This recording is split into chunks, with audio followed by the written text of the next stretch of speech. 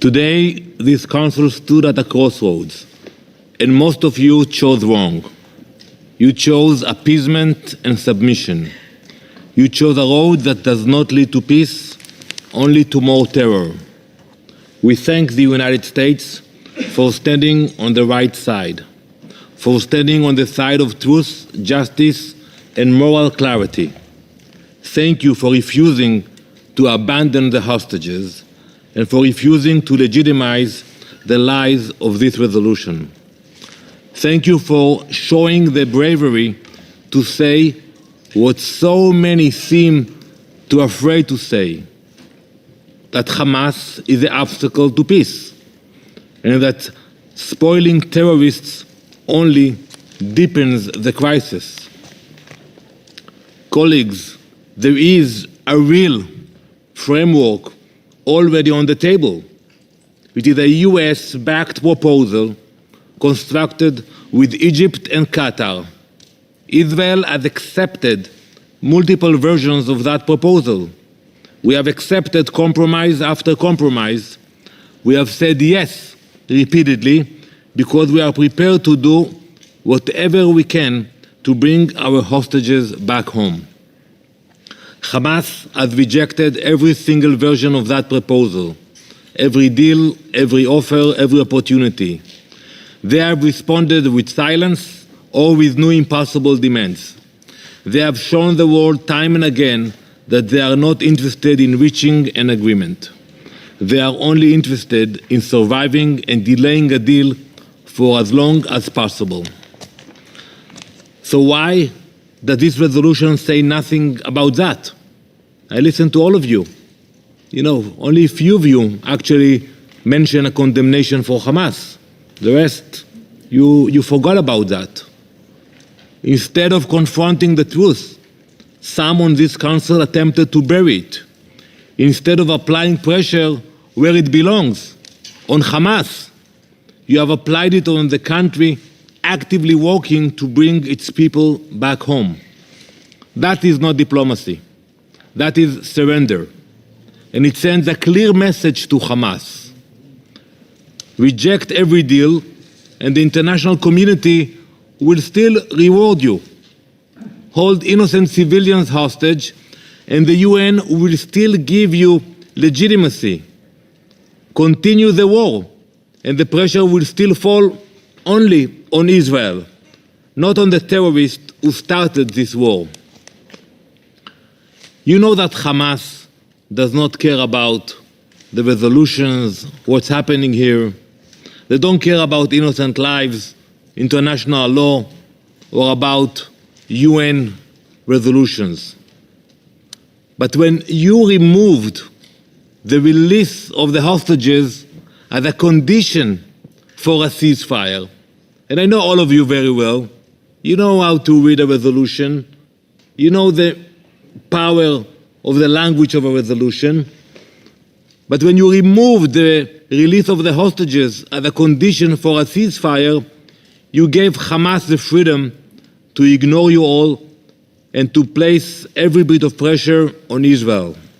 You handed them time, leverage, and political cover. You have told the hostage families that their loved ones are no longer a priority.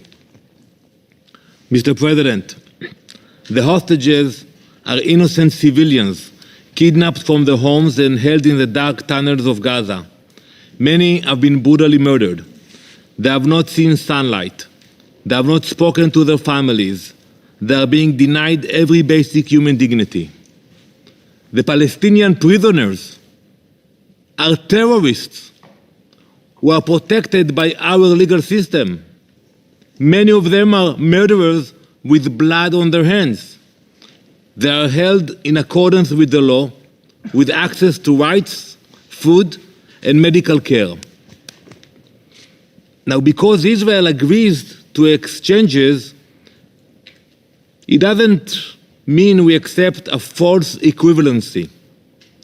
It was because we place unlimited value on every life, while Hamas only values death. And I heard some of you who made that comparison, to suggest that these two groups are morally equal, as this resolution seemed to. And you read the resolution again, you know the meaning of words. Putting the hostages together with the terrorists, it is not just dishonest, it is evil, it is immoral.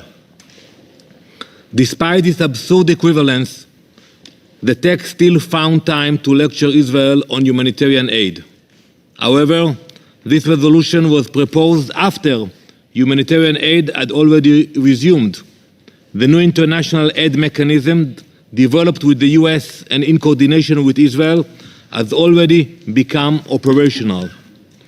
That mechanism is delivering aid, but most critically, it is doing what the old system could not, stopping Hamas from stealing it. Over the past weeks, thousands of tons of aid have been distributed under the new mechanism. Alongside the new mechanism, hundreds of trucks have also been entering Gaza, carrying supplies coordinated by Israel and international partners. So I ask again, what is this council doing by proposing this resolution now? You know, when we had the closure, I understood Slovenia, you wanted to stop it, but right after we opened the gates of Gaza, right after the new mechanism in action, now is the time to bring the resolution? This resolution doesn't advance humanitarian relief. It undermines it. It ignores a working system in favor of political agendas. It ignores the one party still endangering civilians in Gaza, Hamas, the group that hijacks trucks and stockpiles the aid to their benefit. If you really care about the people of Gaza, then stop protecting those who started this war and continue to prolong it. If you care about aid, then help ensure it reaches civilians and not terrorists. If you care about progress, then start telling the truth. Mr. President, Madam President, this resolution is not a step forward. It ignores the reality on the ground. It disregards the negotiations that are already underway. It betrays the very people it claims to protect. Israel will continue to fight for the return of our hostages. We will continue to protect our citizens. We will continue to cooperate with our partners to deliver aid to civilians. Israel will not stop. We will not rest. We will not abandon our people. We have proven time and again that military pressure works.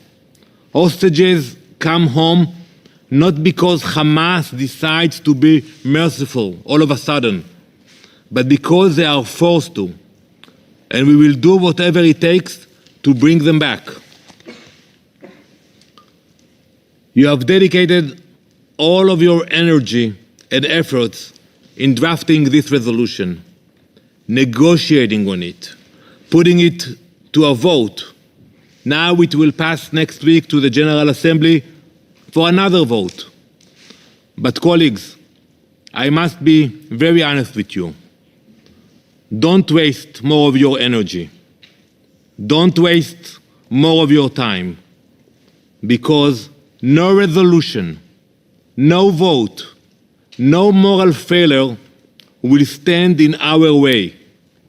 We will bring them home, all of them.